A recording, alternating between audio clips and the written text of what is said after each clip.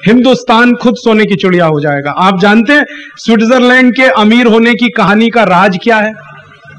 Switzerland कैसे इतना पैसे वाला देश हुआ?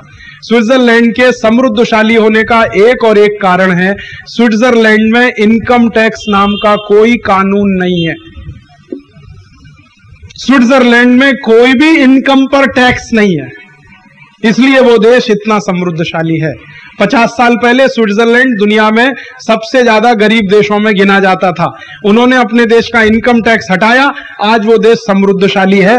वहां का गरीब से गरीब नागरिक एक बरस में जितनी कमाई करता है उतना हिंदुस्तान का कोई एक अच्छे से अच्छा उद्योगपति नहीं कर पाता। तो स्विट्जरलैंड अगर बिना इनकम टैक्स के समृद्धशाली हुआ तो आप क्यों नहीं हो सकते? आप भी लो। और हमारे यहां तो परंपरा है, हमारे यहां तो चाणक्य जैसे अर्थशास्त्री हुए जो कहा करते थे कि प्रजा के ऊपर अधिकतम टैक्स 5% होना चाहिए, इससे ज्यादा होना ही नहीं चाहिए। अधिकतम 5% चाणक्य ने कहा। और यहां तो टैक्स ही टैक्स है। 100% भी हो सकता है, 150% भी हो सकता है, 250% भी हो सकता है। तो टैक्सेशन के पूरे सिस्टम को सरकार अगर सरल करे, और मैं तो इस मान्यता का हूं कि ये जो मल्टीपल टैक्स सिस्टम है, मल्टीपल टैक्स सिस्टम माने सेंट्रल एक्साइज भी है, सेल्स टैक्स भी है, लोकल टैक्स भी है, टोल टैक्स भी है, रोड टैक्स भी है, ऑक्ट्रॉय का भी है, कैपिटल गेन का भी है, इसका भी है, उसका, ये सब टैक्स हटा दो, सिंगल पॉइंट एक टैक्स लगा दो अगर लेना है तो, नहीं तो वो भी हम लगाओ, वो भी हटा दो। 5 साल के लिए 0 टैक्स कर दो पूरी इकोनॉमी को, हिंदुस्तान तो कहीं से कहीं पहुंच सकती है। और ये भी कैसे हो सकता है? आपके और मेरे संकल्प से हो सकता है, ये भी असंभव नहीं है। जिस तरह से इनकम टैक्स डिपार्टमेंट है उसी तरह से नहीं भी हो सकता है। आपका संकल्प मेरा संकल्प मिले तो कोई चीज है, नहीं भी हो सकती है। आप तय कर लो, आप संकल्प ले लो। इसी तरह से एक तीसरा छोटा सा काम किया जाए इस देश में कि भारत देश में इस समय 34,000 ऐसे कानून हैं जो देश की जनता को हैरान और परेशान करने के लिए बनाए गए। 34,000। ये सब के सब कानून अगर बदल दिए जाएं और हमारी आज की जरूरत के हिसाब से नए कानून हम बनाएं तो हमारे देश में बहुत सारे लोगों को सच्ची आजादी मिल जाएगी। कानून कैसे हैं हैरान परेशान करने वाले? एक उदाहरण दूं। मैं अभी थोड़े दिन पहले उड़ीसा गया, बहरामपुर नाम के एक नगर में। बहरामपुर में किसानों का एक सम्मेलन था। उस सम्मेलन में कुछ किसान आए, उन्होंने मुझे कहा राजीव भाई बहुत हमें दुख है। मैंने पूछा क्या दुख है? उन्होंने कहा हम चोखा लेते हैं। मैंने कहा बहुत अच्छी बात है। तो उन्होंने कहा हमारी दुख की बात ही। कानून कैसे हैं हैरान परेशान करने वाले? एक उदाहरण दूं। मैं अभी थोड़े दिन पहले उड़ीसा गया, बहरामपुर नाम के एक नगर में। बहरामपुर में किसानों का एक सम्मेलन था। उस सम्मेलन में कुछ किसान आए, उन्होंने मुझे कहा राजीव भाई बहुत हमें दुख है। मैंने पूछा क्या दुख है? उन्होंने कहा हम चोखा लेते हैं। मैंने कहा बहुत अच्छी बात है। तो उन्होंने कहा हमारी दुख की बात यह है कि जब चोखा को पानी सबसे ज्यादा लगता है तो हमारी किसी भी नहर में पानी नहीं आता, और जब हमारा चोखा पककर तैयार हो जाता है तभी नहर में पानी छोड़ दिया जाता है। ये हमारे दुख का कारण। माने जब हमको जरूरत है तो पानी नहीं मिलता, और जब हमें जरूरत नहीं है तो पानी भयंकर होता है। तो मैंने पूछा ऐसा क्यों है? तो उन्होंने कहा कानून है। तो मैं मिला, इरिगेशन डिपार्टमेंट में गया, एक इंजीनियर से मिला। मैंने उसको पूछा ये क्या नियम है आपका कि जब किसान को, खेडूत को पानी की सबसे ज्यादा जरूरत है आप पानी छोड़ते नहीं, और जब उसको पानी लगता नहीं तभी आप पानी छोड़ देते हो? तो उसने कहा राजीव भाई मैं क्या करूं, 1910 का बनाया हुआ एक कानून है जो आज भी चल रहा है हमारे। अब मैंने उस कानून की हिस्ट्री निकाली कि 1910 में यह कानून कभी लगा था। तब 1910 में हुआ यह था कि यह उड़ीसा बंगाल का हिस्सा था। आप जानते हो बंगाल का हिस्सा था। बंगाल पूरा का पूरा, उसमें उड़ीसा आता था, आसाम आता था, नागालैंड, मिजोरम, मणिपुर, त्रिपुरा, सिक्किम, ये पूरा का पूरा बंगाल होता था। आप जानते हैं बंगाल में बगावत हुई, बार बार बगावत हुई, अंग्रेजों के खिलाफ विद्रोह हुआ। एक बार तो अंग्रेजों ने विद्रोह को कुचलने के लिए 1905 में बंगाल का बंटवारा कर दिया। जब 1905 में अंग्रेजों ने बंगाल का बंटवारा किया, उस बंगाल के बंटवारे के विरोध में, जिसको बंग बंग कहते थे, बंग बंग के विरोध में महर्षि अरविंदो घोष ने जबरदस्त आंदोलन शुरू किया। उधर महर्षि अरविंदो घोष ने आंदोलन शुरू किया बंगाल में, इधर उत्तर भारत में आंदोलन शुरू किया लाला लाजपत राय ने, और इधर आंदोलन शुरू किया लोकमान्य तिलक ने महाराष्ट्र में। अब ये तीनों नेताओं ने जबरदस्त अंग्रेजों के खिलाफ आंदोलन किया। उस आंदोलन में लाखों लाखों किसान भी शामिल हुए।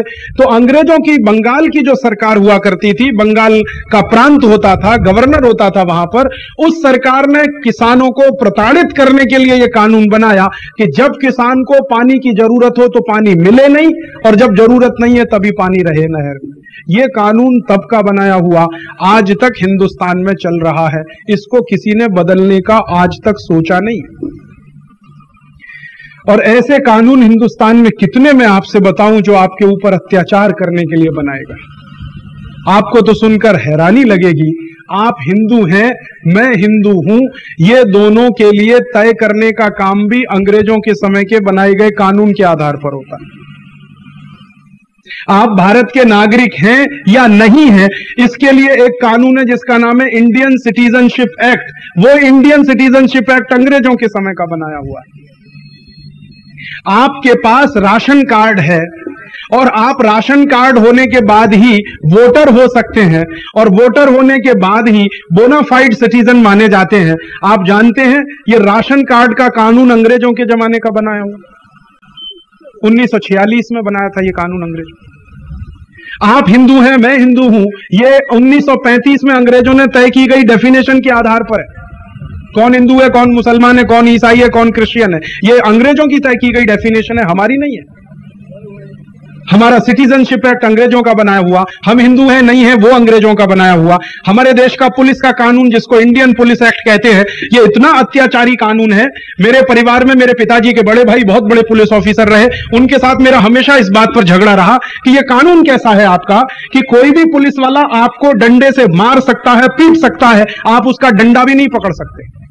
अगर आपने डंडा पकड़ लिया तो केस आपके खिलाफ बनेगा, पुलिस वाले के खिलाफ नहीं बनेगा। क्या केस बनेगा? आपने पुलिस वाले को उसकी ड्यूटी करने में बाधा पहुंचाई, इसका केस आपके ऊपर बनेगा। आपने उसका डंडा पकड़ लिया, माने वो अपनी ड्यूटी कर रहा था। ड्यूटी क्या है? आपको पीट रहा था, वो उसकी ड्यूटी है। आपने उसको रोक लिया तो आप जेल में जाइए, पुलिस वाले को कुछ नहीं होने वाला। मतलब क्या है? इंडियन पुलिस एक्ट नाम का एक बहुत ही अत्याचारी कानून जिसमें पुलिस को राइट टू ऑफेंस है लेकिन पिटने वाले को राइट टू डिफेंस नहीं है। इससे ज्यादा अत्याचार दुनिया में क्या हो सकता है, आप जरा बताओ। एक डेमोक्रेटिक सिविल सोसाइटी में, जिसमें हम मानते हैं कि हम प्रजातंत्र में रहते हैं, हम मानते हैं कि बहुत अच्छा समाज है हमारा, 55 बरस हमारी आजादी को हो गए, लेकिन एक पुलिस वाले का डंडा नहीं रोक सकते आप अपने ऊपर पड़ने से। इससे ज्यादा गुलामी क्या होती है दुनिया में? आपको तो इसका दर्द नहीं है, मुझे इसका दर्द है, क्योंकि मैं बहुत डंडे खा चुका हूं पुलिस से। और सिर्फ इतना ही नहीं है, इसके भी आगे मैं आपको बताता हूं। मैनुअल के अनुसार मुझे कहा गया कि आप कपड़े उतारो, आपका बॉडी मार्क चेक किया जाएगा। मैंने कहा मेरा बॉडी मार्क कान के पीछे है। उन्होंने कहा नहीं, नियम ऐसा है कि आपके पूरे कपड़े उतारे जाएंगे, भले बॉडी मार्क आपके कान के पीछे है, कपड़े पूरे उतारने पड़ेंगे आपको, तब आपका बॉडी मार्क चेक होगा। तो मैंने पूछा ये कानून कब से है? तो 1860 से है, आज तक बदला नहीं कभी किसी सरकार ने। वैसे का वैसा ही जेल मैनुअल है, वैसे का वैसा ही पुलिस मैनुअल है। कभी मैं पुलिस वालों से भी बात करता हूं, वो भी हैरान परेशान है। वो कहते हैं राजीव भाई, पुलिस मैनुअल के अनुसार हम जो हैं 24 घंटे के कर्मचारी हैं। बात बिल्कुल सही है। Police officer on 24 hours duty पे रहता है, हमेशा पगार मिलती है 8 घंटे की, ड्यूटी पे रहता 24 घंटे। वो खुद परेशान है क्योंकि पुलिस मैनुअल ऐसा है। वो भी खुश नहीं है इस कानून से, हम भी खुश नहीं है, लेकिन बदलता नहीं है ये कानून। पता नहीं क्यों नहीं बदलता, शायद बदलने की मंशा नहीं है, क्योंकि नेताओं को क्या लगता है यही पुलिस हमारे काम आती है। जब वो सत्ता में होते हैं तो ये पुलिस डंडा चलाने के काम में उन्हीं के लिए काम करती है, तो बदलते नहीं है कानून। तो पुलिस का कानून वही, राशन कार्ड का कानून वही, सिटीजनशिप का कानून वही। ये जो मैरिज एक्ट है आपके देश में चलता है, आप विवाह का कानून जिसको कहते हैं हिंदू मैरिज एक्ट है या मुस्लिम मैरिज एक्ट है, ये तक अंग्रेजों का बनाया हुआ है। ये भी हम नहीं बना पाए आजादी के बाद।